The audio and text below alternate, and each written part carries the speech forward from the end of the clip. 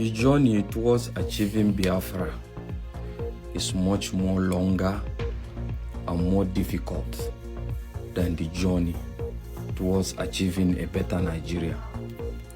I want us to be very analytical here. I don't want us to be emotional and sentimental, but let's analyze it. These are the reasons. And I equally want you to know that, number one, just like there's this school of thought opinions that other regions like the Hausas, the Northerners are the ones not wanting Nigeria to go, is not actually part of the reasons according to what I see.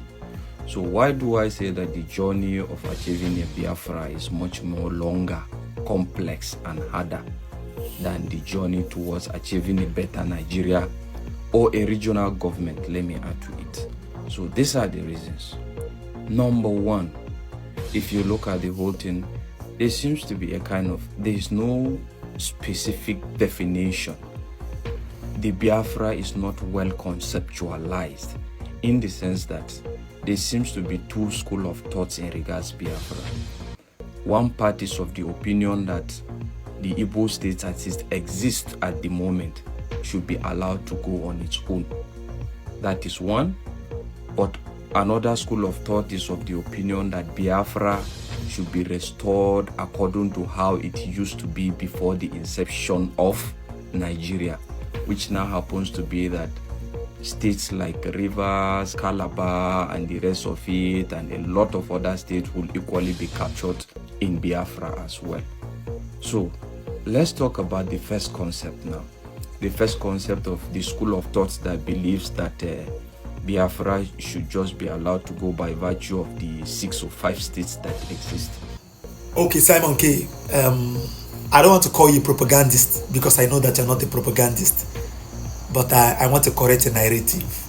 People that call Biafra states just 5, I call them propagandists. Now, I will mention about 10 core Biafra states. Imo State, Enugu State, Abia State, Anambra State, Ebonyi State. 5 in eastern Nigeria, southeast.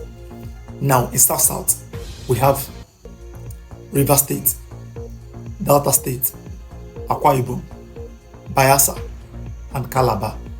5, making it 10. 10 called Biafran states. Geographically, 10 original Biafran states. I'm not calling about those by acceptance, because I don't want to call from the bite of Biafra. But listen, have you forgotten about the man called Chukwuma Zogo? He was the man that spearheaded the 1966 coup. And after the coup, it was tagged an Igbo coup. Because then, there was nothing like Southeast and South-South. They were all known as Igbos. They called it Igbo coup because they believed that Chukwuma Zogo is an Igbo man.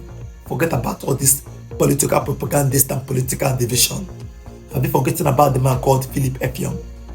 He's from Calabar. Sorry, he's from Akwa Ibom.